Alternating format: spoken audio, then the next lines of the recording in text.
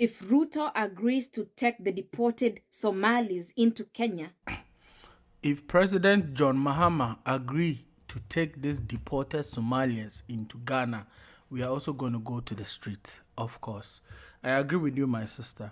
And you know, sometimes I say that you need to live the African experience to understand certain things. Now we hear what is happening in Minnesota, and we are not even saying that Trump is right or wrong. That is not what some of us are even talking about. But we are thinking, or we are watching how you are coming online and trolling Black Americans and trolling and making fun of whatever is happening. And you have some Africans supporting you to do whatever you are doing. Now they are deporting you. Now they are tracing your IP addresses because you said Minnesota was promised to you 3,000 years ago. We come online to do live streams and we tell you to stop, because if you don't stop, it will affect you and it will affect a lot of Africans. Now it is even affecting Ethiopians. How dare you go to somebody's country? You have some of these diasporans supporting you. At the end of the day, these people are Black Americans. They will not be deported. You will be deported. So to those of you giving these people the energy and the engine to keep doing whatever they are doing, you see that they are supporting them. So do you think you are helping them or you are destroying them? And I don't even understand why is that when people are being deported, their own country doesn't want to accept them. If your own country doesn't want to accept you, why should another country accept you? President John Mahama, share no one yes I mistake we. Somebody who will come to my platform and call me a monkey. I guess I'm a nice monkey then. You see, they are deporting you. And now they are looking for African countries to actually really accept you. I am not saying that all Somalis, I am not saying that all the communities are doing it. But what you are doing on this app and what you are doing on this internet, you even say you don't need our help. So which means we cannot even speak. But at the end of the day, when they deport you, you are coming to our countries. This is not acceptable. If you're Somali and then you are listening, they don't know, because I've stopped. I'm not even going live about Somalians again, because they'll come and insult me. They'll come and call me monkey. They'll come and call me weak. You see, and this is what I say. You are only tough online, but when the law catches with you, then you will know where you are going to be. You are here calling people Jarrell, and it is affecting almost all the Africans. And some of us, the sensible ones, when we are talking, you come and insult us. But I don't blame you. You have some Black Americans, you have some Caribbean people who support you. We are all Africans. At the end of the day, you are going to be deported, and we are going to feel the heat. You understand what I'm saying? Everyone assumes deportation means going straight back home. But if that's true, why are Somalis being deported from the US and landing in Kenya instead? Let's find out on this next clip. President Trump wins big on President Ruto of Kenya. President Ruto may go back home with goodies with about 1.6 or thereabout $1 billion from US after his visit. That was meant to go ahead and witness the signing of that peace agreement with Congo and its regions. However, one wonders what was the connection between Kenya and Congo. Congo is in way back from where it does a neighbor Kenya too. In any case, Uganda Museveni, who has forces in Congo, would have been the ideal guy to go and officiate that signing of that agreement. So Trump wins big time in the sense that, Trump has been on this immigration conundrum. He's promised to go ahead and put restrictions on 19 countries that on their visas, on their entries, and he's also promised to review the documents that were submitted for the applications going way back to 2021.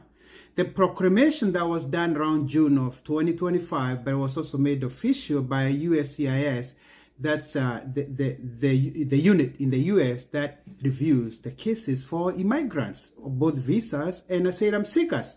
So having said that, remember, Somalia, Sudan, and Congo are in that list of the 19 countries which have been designated as suspect countries that don't have that could have had fraudulent documents, for the citizens to come to the US. When people hear deported, they assume one thing: you get sent back home. So explain this to me. Why are Somalis being deported from the US and landing in Kenya? Because this isn't a mistake, it is a policy. So in this case, Somalia doesn't always accept deportees. Sometimes it is about security concerns, sometimes it's paperwork, sometimes it's the government saying we are not taking them right now. And when that happens, the US still wants those people out of their country. So what happens is the government looks for a country that is willing to take them as refugees. Kenya ends up in the conversation because it already hosts a large number of Somali population, so refugee systems and long-standing agreements with the Western government. So is it easier? No, it is not easier. Neither is it fair. It's just decided, And that's where things start to get uncomfortable. Let's continue with these clips. And knowing that Somalia doesn't have a functional government, most of them use Kenya as their conduit to get to the US. In any case, everybody understands that back in early 80s, we had these big camps in northeastern, the Kakuna, and there's also this other one called Dadaab.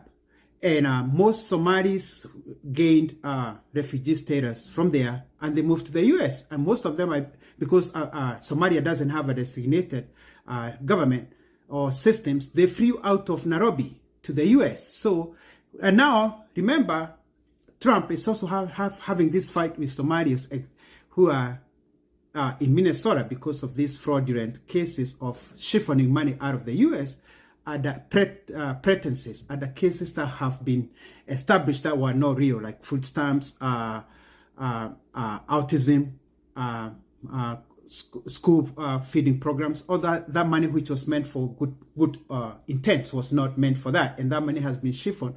And I think it's been said that it's gone all the way to Somalia for terrorism. Imagine being told you are going home and then realizing you are landing in a country you've never lived in, different laws, different systems, different risks. That's actually not deportation back home. That's relocation. So once Somalia doesn't accept a deportee, the US starts to look for alternatives. And already in Kenya, we have actually one of the largest refugee camps in Kenya. Now, let's think. Ruto has been very, very cozy with Somalia. Kenya has open borders with Somalia, which means there's free flow of Somalians to Kenya. What does that put Trump? That put Trump in a very, very dangerous position, because if Kenya is opening that door to a government that's full of bad guys to Kenya, and who can get Kenyan documents and fly out of Kenya to places like the US, then he's not doing what he's supposed to do. So he had to come up with this good idea of inviting Ruto to Washington and present a case to him. Because if he has to deport Somalis from Minnesota, where else can they go without a functional government in Somalia? So he's going to use Kenya. And Ruto also must have surrendered all the documents that he has of Somalians who flew out of Kenya, so that America could use that for their scrutiny. They can compare what they submitted and what they submitted in Nairobi, and they can look for any discrepancies. So Ruto did not just get money or goodies for no reason. At the same time, he's also going to open Kenyan health information for Kenyans for the next 5 years, so that American pharmaceuticals and companies here can use that data to generate, to project the kind of medicine that they're gonna prescribe to Africans. This explains that it's not by mistake that most of these immigrants are landing in Kenya. It is actually a policy. And before you jump to conclusions, This isn't about open borders or secret deals or even conspiracy theory. It's actually more bureaucratic than that, which somehow makes it worse. The real question isn't why people are deported. The real question is who decides where they go. Because in theory, deportation means returning someone to their country of citizenship. But in practice, that is not always possible. So there's so much that Ruto gave in that's not documented. It's always in fine print for him to get those goodies.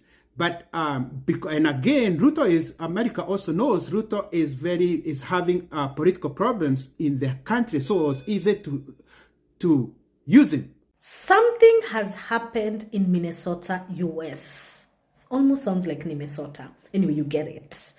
Somalis from Somaliland have been caught by mkono mrefu wa Trump, defrauding the US government, faking documents, medical aid, saying their kids are autistic, faking all the stuff, siphoning money from there, billions in trillions of US dollars, and kumbe they have been funding Al-Shabaab activities. Some of these monies is being traced all the way to Somalis in Kenya. This would explain, and this is true, why we've always wondered where these guys get their wealth from, why they are always working with dollars, unexplainable monies, and how they have a way of always just getting legit documentation and Kenyan passports and IDs because of compromising the system. The money that we've traced, most of it has been used to purchase real estate in Nairobi, where there's a large Somali diaspora.